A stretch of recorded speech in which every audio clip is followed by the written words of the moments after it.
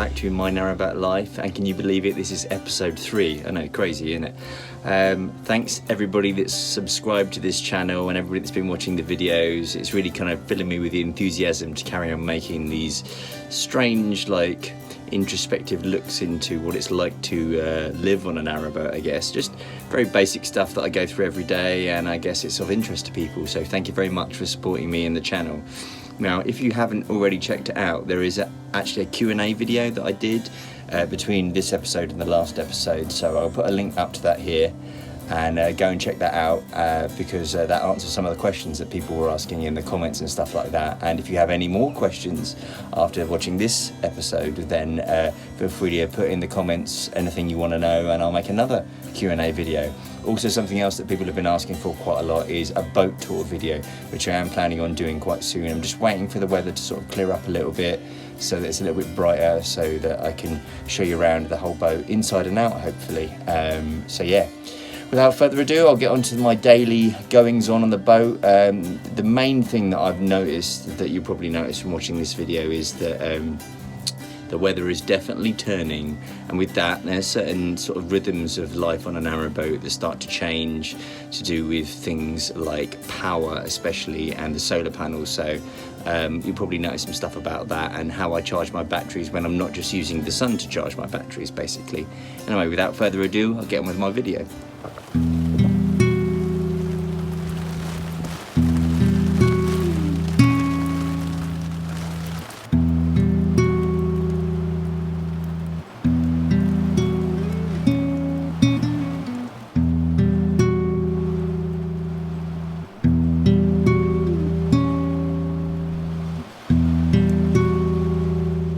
Pretty nasty weather out there, but I'm just going to help my friend Rose moor up because it's quite difficult on your own.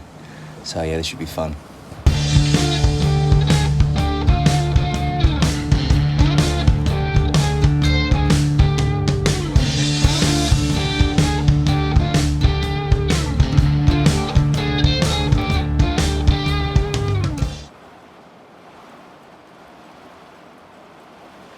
Okay, I was just looking out of the window, and it's pretty bleak out there, lots of rain and stuff like that.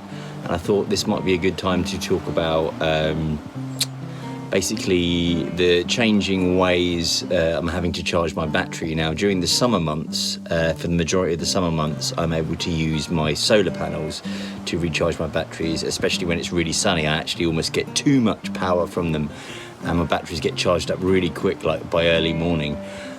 But then as the sun starts to diminish in the sky and we don't get as many sort of hours of sun, then I can rely on the solar less, I guess. And then there's definitely a point, which I think I've just got to, where the solar is not really doing enough anymore to keep the batteries topped up, and my consumption of power is outstripping how much the solar panels can keep up with that. And so I have to resort to the engine to charge the batteries, which is one of the ways I've got of charging the batteries other than the solar panels. Another way is I do have a little petrol generator, but I prefer to use the engine, because the advantage of using the engine at the same time is it also heats hot water, so I'm getting two things for the price of one, if that makes sense. Whereas the petrol generator, all that does is just give me electricity. Okay, so I'm going to go and start charging the batteries up using the engine, which effectively means using the alternator to charge the batteries. So here you can see my Victron battery monitor, and as you can see, because it says minus, that means that I'm currently using more power than I'm generating from the solar panels. So not a lot more, actually. It's all right at the moment, because I think the only thing that's really on is the fridge, maybe, and the Wi-Fi. So I am still getting some power from the solar panels, but not enough, and eventually that will keep decreasing the batteries. And if I have a look here, I can see, where is it? This one. So my batteries are on 76%, which actually is pretty good. It's not awful. That's like 3/4 full. But I feel like I just want to give it a top up, just in case, you know, things get darker and darker. All right, here we go.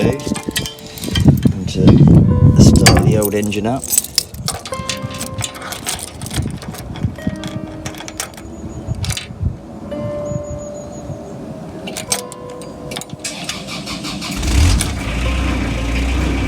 Started all right.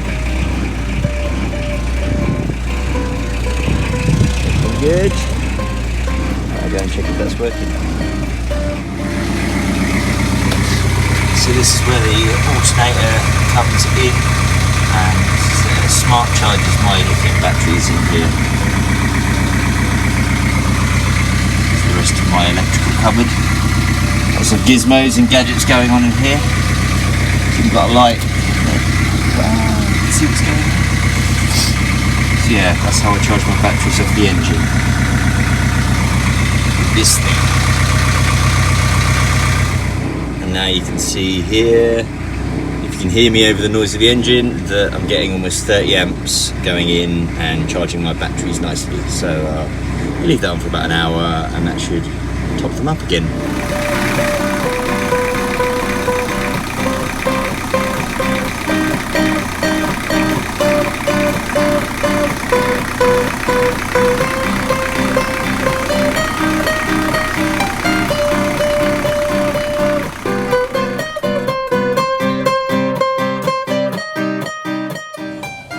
So after an hour of charging, my battery's now up to 85%, so that's good. I'm happy with that. I'll leave it like that for the moment. But also, I've now produced some hot water, so I'm going to go and have a shower. So now I've made all that lovely hot water and charged my batteries at the same time, I'm going to have a shower. But don't worry, I won't actually show you me having a shower, but I thought I'd talk about some things to do with having a shower on a narrowboat.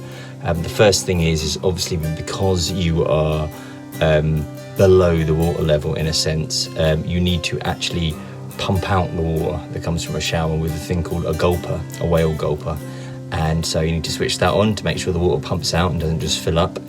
And then you just have it like a normal shower, really. You tend to have it a bit shorter than normal showers, I guess, and I tend to do a thing where I make myself wet, then lather up and then rinse myself off because it saves water, obviously.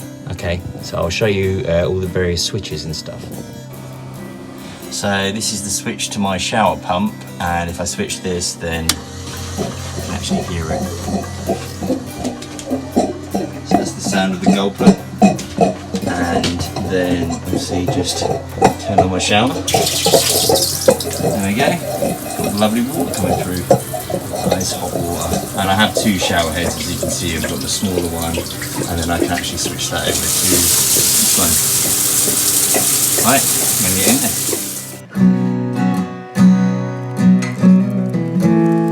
So I've got the fire on. I've just had a nice hot shower. And I've got myself a nice cup of tea.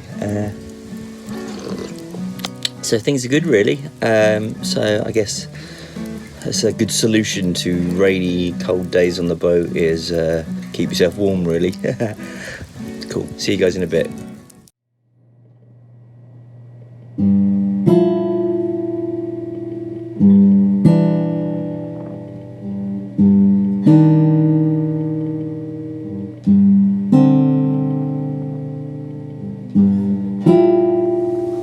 So I'm on my friend Sarah's boat at the moment, and I'm going to do some recording for an EP that we might be releasing next year. So yeah, I'm going to get on with that now. It's about time I recorded an outro for this vlog. Thanks again for watching, as always. I hope you've enjoyed the content. And tried to do some different things, obviously, as I do every time.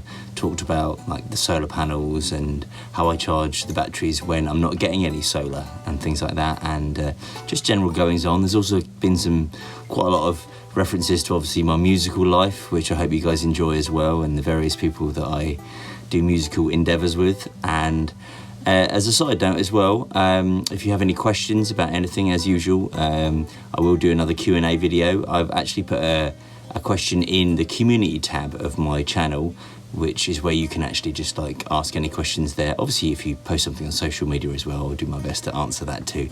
So yeah, thanks for watching. Keep spreading the word, and I might do some slightly different videos in future, like kind of about a specific subject, like do a whole video about how I keep warm on the boat from start to finish, kind of thing like that, or a whole video about a various subject. And I hope you guys like that idea. Let me know what you think, and yeah, as they say, like and subscribe, and I'll see you guys again soon. Bye bye.